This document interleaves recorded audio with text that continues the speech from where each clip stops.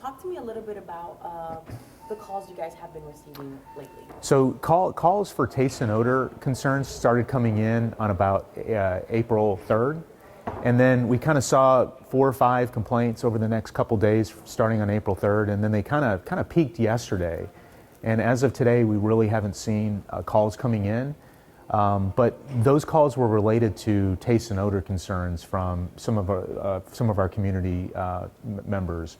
And so ultimately the nature of the complaints were that the water had an earthy smell to it, earthy taste to it. There was some calls that came in that were, basically saying that the water had sort of a sulfur smell to it. So each and every one of those calls that comes in, we dispatch a water quality technician to the location where the call came in, and we just test the water to make sure that there isn't anything that is unusual. Obviously, having a complaint is not something that we want, but we test it to make sure that the chlorine residual, which is really the standard to make sure that the water is meeting our requirements, is satisfactory. And in every case, it has been confirmed that the water is safe. There's no concerns with water safety or anything along those lines. Obviously, we understand that the aesthetics are important too, and we believe that some of the changes in water quality may be related to a combination of things. So we got a lot of rain about 2 weeks ago. When you get rain in a watershed that hasn't seen meaningful rainfall in several months, I mean, it's really going back to October, that potentially can cause a little bit of changes in our watershed and our water quality. In addition, we also have added significantly more water from the Colorado River. And so right now we're taking a combination of Colorado River water, Lake Texana water, and Nueces River water. And so we're blending all 3 of those river water sources into our drinking water system. And we have a process by which we do that. But anytime there's a little bit of a change in any one of those 3, you can potentially see some changes in water quality. So we're watching it very closely.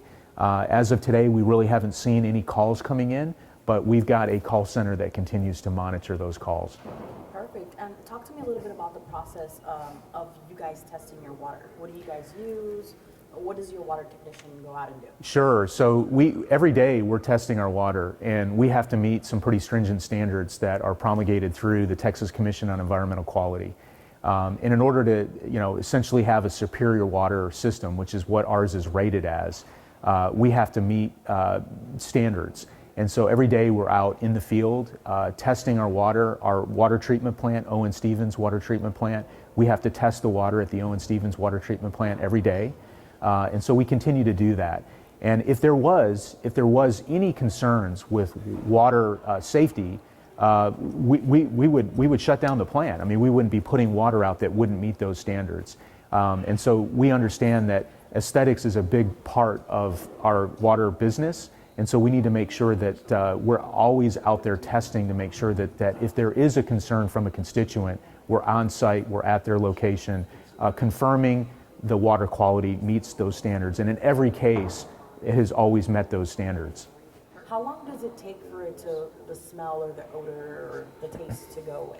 Usually it takes, in my experience, and I've been doing this for a while, it usually can take up to 2 weeks for that to sort of transition out of the system. And again, part of this is when we change different blends of water, there's always a chance that we may have something in terms of chemistry change. It's not harmful to our community. It's not harmful to the public, but there can be some aesthetic changes in that water quality. And we have some tools at our water treatment plant to address those, and we're doing that as we speak. And so as we see some changes in that water quality, we recognize that we can do some things at the plant, which we're doing. So there's some treatment techniques that we can enhance at the plant to sort of address some of those taste and odor compounds that we sometimes see. And this is not something that is really just confined to the city of Corpus Christi.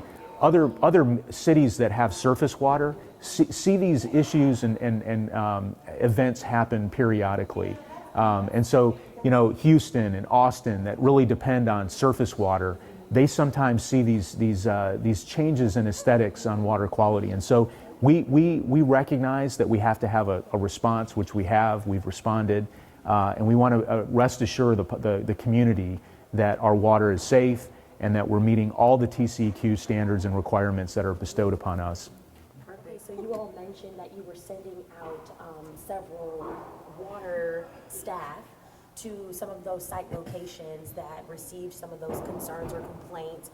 Can you kind of talk to me about, is that typical protocol when you receive those complaints? Right, so typically what ends up happening is we dispatch a technician to the location where the issue has been called into our 311 call center. And so the technician will go out to the site, they have a chlorine testing kit that they use, they open up the hose bib outside of the house. We're not permitted to go into anybody's homes. So in fact, I will say, if anybody's coming into your house, that is not something that we do. We don't go into people's homes. But what we do is we go to their outside hose bib, and we typically will flush the line a little bit. We'll look at the water quality. These folks that we have, they're professionals. They do this all the time. So they can confirm to see what the water quality looks like. They can smell it. They can understand whether or not there's a confirmed issue, if you will, with taste and odor. And then what they'll do is they'll test it for chlorine. And chlorine is really a surrogate analysis that ensures that we have good water quality. And in every case, if there is a concern, well, I'll back up. So they will confirm that the water quality meets the TCEQ standards. And those cases where we've gone out and looked at the water quality, we've not had any issues with any kind of chlorine residual challenges. Okay, perfect, because we mentioned before we started, people had called our news station saying they smelled chlorine in their water, or can you kind of give us just a basic blanket statement for those who may be concerned where this really doesn't have any affiliation with your water? I would say that it's very unlikely that there would be, and I'm not doubting folks, if they have a potential, if somebody smells some chlorine in the water. I mean, I will say that there is some chlorine in water. It's required to have it. And we also understand everybody's kind of got a little bit of a sensitivity threshold. So somebody who may have a real sensitive palate, they may be able to pick up upon any real small changes in water quality in terms of aesthetics. We understand that. And so that's why it's important that we take every call seriously. When we get a call, we try to dispatch somebody out to the call and just to check it out, just to make sure that we test it and we log it. And we want the community to reach out. We want people to call our 311 center if they have a concern, because we want to get out there and make sure that we're confirming that there's no issues with our water. And like I said, their aesthetics are important. It may meet the water quality meets all the TCEQ requirements, but we also want our community to be able to drink water and enjoy the taste of it. It's safe, but we understand. There's every once in a while there may be a little bit of a aesthetic challenge, and that's kind of what we've experienced the last week. We've had people call our 311 center. I've had people tell me in just passing that they've kind of noticed a little bit of a change. And so those are all good things that we're not saying they're good, but we're just saying that that's good feedback. Absolutely.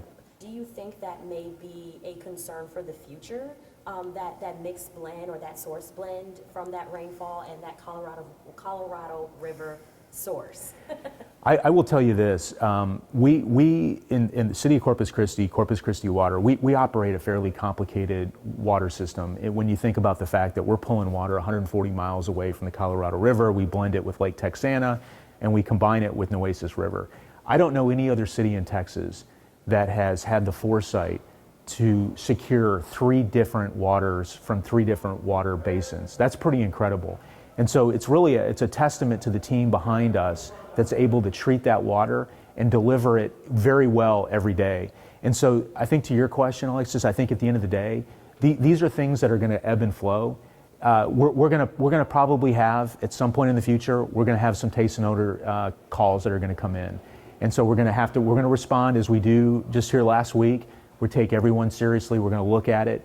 And I think the other thing that we want to do is we want to diversify our water. So we've got a really diverse surface water supply. We know it's 100% dependent upon rainfall. So we need to go find some other water sources, which is what we're doing today. Seawater desalination, groundwater. Those are all we talked yesterday at City Council, reuse, taking wastewater effluent and making that water available to certain customers. So those are all the things that the city is doing well. And these things take time. We can't just snap our fingers, unfortunately, have it happen tomorrow. but these are all things that we're working on so that we have a very diverse water supply. And I think those are things that the community wants to see. They want to have that water resiliency and that water security, and so we're doing that.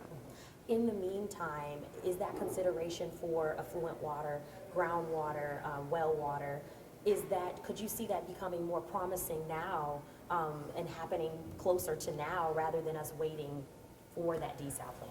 Well, there's a major sense of expediency, and it's been going on for quite some time. And so the short-term water supply projects that we're working on today, which you just mentioned, groundwater near the Nueces River is one project. There's a couple others that we have. We heard yesterday about the reuse. There's indirect reuse, so you can take wastewater reuse, and there may be some industry that's interested in this. And so we're going to be working on that. We have a consultant that's going to help us. They were approved to do that yesterday.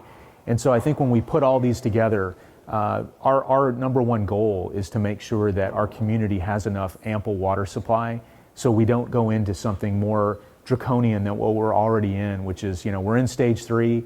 Nobody really wants to be in stage 3 at all. We certainly don't want to be in that. Our community doesn't. And so we just need to make sure that we don't progressively go into something even more draconian, which would be a water emergency. And so we're going to avoid that by doing these short-term supply projects. And frankly, there's been a real good commitment from the state.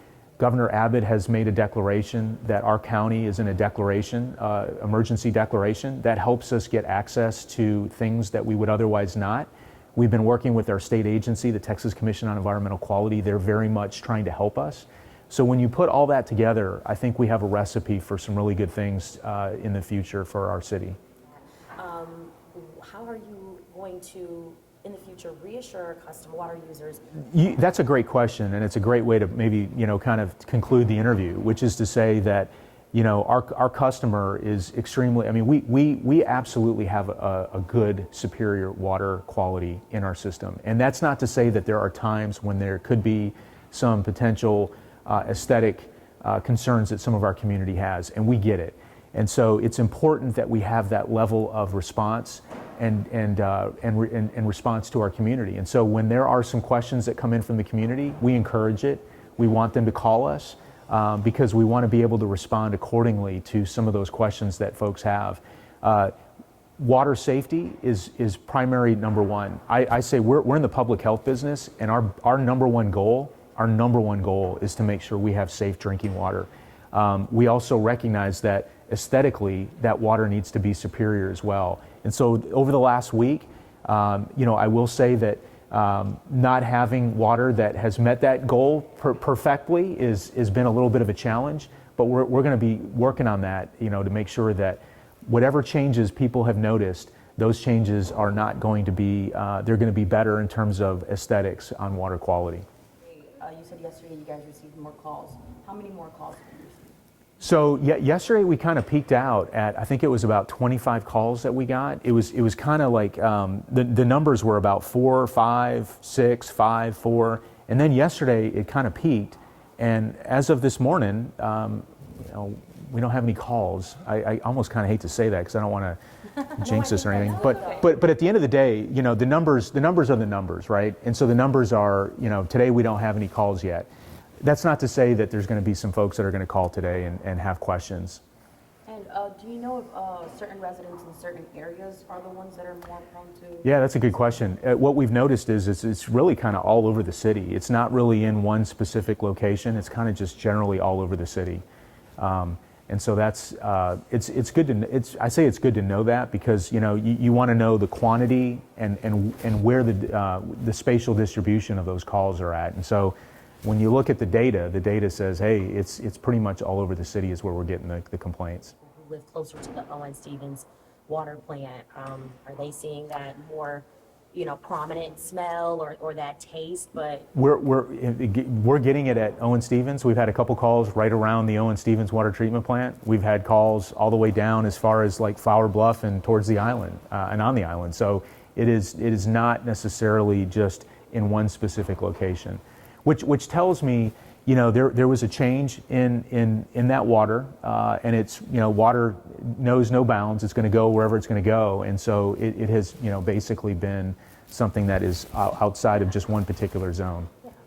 Water staff who are monitoring the water, are they going to continue going out? Are you all going to send them out to site locations, or was that just? So we've got a team that goes out anytime we have these types of calls that come in. So they're going to continue to be responsive to the community as calls as they come in, and that's so typical. that's pretty typical for us. You know, we want to make sure we've got a team of water quality technicians that, you know, are doing a lot of different things. But, you know, when we have certain types of events like this where, you know, it's an aesthetic issue, it's not a water safety issue, it's a water aesthetic issue, they need to be out there, and they are out there trying to address those questions that folks have.